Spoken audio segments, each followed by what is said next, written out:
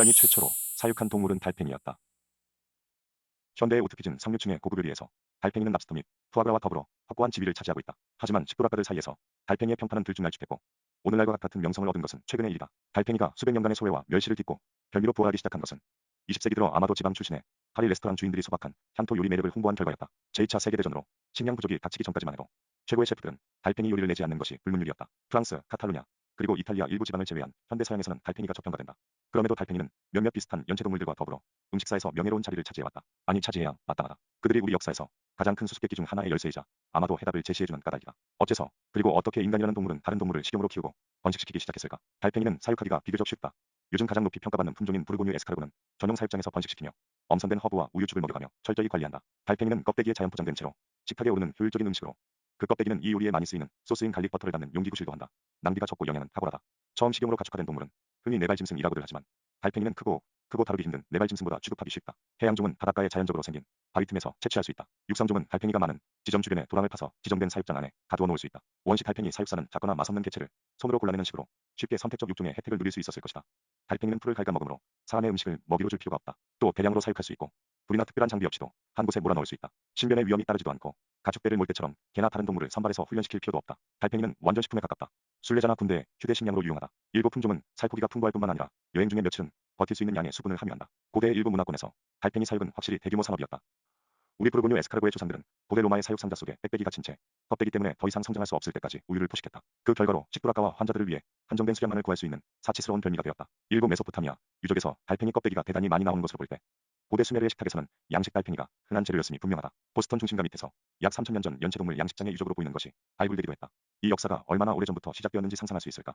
구석기 시대 조개무지에서는 평균 크기가 현대 것보다 큰 달팽이들이 발견된다. 그러니까 사람들은 이미 빙하시대 말기부터 큰 달팽이를 골라서 먹은 듯하다.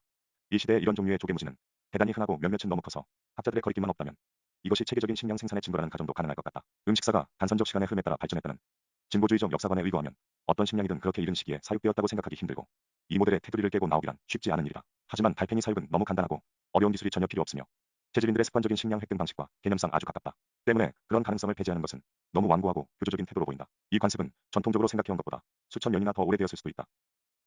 쪼개무지가 지층의 일부를 이루는 곳에서는 달팽이와 고둥을 먹는 사회가 더 복잡한 사냥 기술을 보유한 사회보다 선행했음이 명백히 드러난다. 아르골리스는 안부에 귀중한 유적인 프랭크티, 동굴에 깊숙한 지층에는 연대가 기원전 약 1만 700년으로 거슬러 올라가는 거대한 달팽이 껍데기 무더기가 묻혀있다. 그 위에 주로 붉은 사슴뼈가 나오는 지층이 있고 다시 그의 거의 4000년 뒤에 참치뼈가 덮여있다. 인간이 아마도 최초로 사육하고 번식시킨 동물로서 연체동물이 갖는 중요성은 연구되거나 인정되기커녕 제대로 제기된 적조차 없다.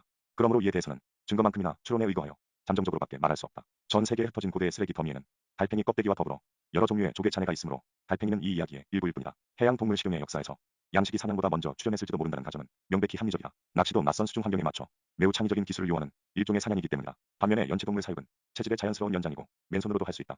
고대 덴마크의 대형 조개무지는 굴, 새조개, 홍합, 총알고 등이 주를 이루지만 다른 종들도 많고 그중 달팽이가 풍부하다. 연체동물 껍데기는 중석기 시대 조개무지에서 급격히 증가한다. 중석기 시대의 조개무지는 유럽 서해안과 미국 태평양 연안 거의 전역에 밀집 분포하며 스코틀랜드, 브르타뉴, 북아프리카의 카프사 그중에서 문화유적, 캘리포니아, 이베리아 반도 해안의 아스트리아스와 타구스 계곡에 인상적으로 집중되어 있다. 전 세계의 민물 양식장 옆에는 껍데기가 산을 이루고 있다.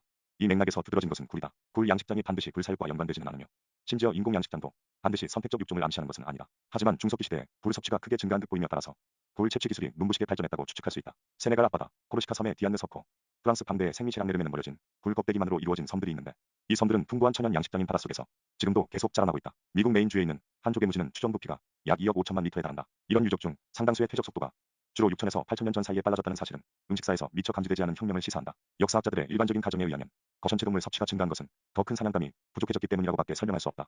하지만 대량으로 공급할 수만 있다면 크기가 작고 손쉽게 취급할 수 있는 생물이 대형 사냥감보다 훨씬 유리하다.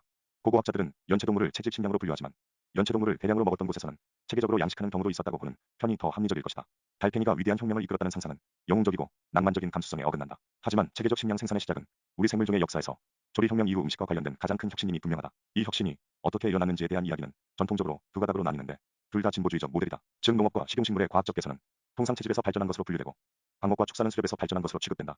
이 전통은 사람들을 약간 오도할 소지가 있다. 왜냐하면 어떤 종류의 사육과 축사는 어떤 종류의 수렵보다 더 오래되었을 수 있으며 연체동물 사육은 일반적인 수렵보다는 오히려 채집 관행에 더 가까운 방목의 일종이기 때문이다. 그리고 정착농경, 공동체도 수렵과 무관한 방법으로 이를테면 길 잃은 짐승을 무리해서 떼어놓거나 청소 동물을 주거지로 유인하는 식으로 가축을 손에 넣을 수 있다. 그런 다음 정착민의 목적에 부합하는 품종을 개발하면 된다. 일례로 어떤 종은 해충 구제용으로 개량할 수 있다. 그런가 하면 자연의 음식물 처리기로 유용한 종들도 있다. 반추동물이나 돌아다니며 먹이를 뒤져먹는 동물들은 억세고 맛없는 이파리와 음식물 쓰레기처럼 사람이 직접 소화할 수 없는 에너지원을 우리가 고기라고 부르는 인간의 식량으로 변환해준다. 그래서 흉작이 닥쳤을 때 걸어다니는 식량 창고로 이용할 수 있다. 그래도 전통적인 분류법은 식량을 서로 뚜렷이 구분되는 두 범주로 나눈다는 점에서 의미가 있다.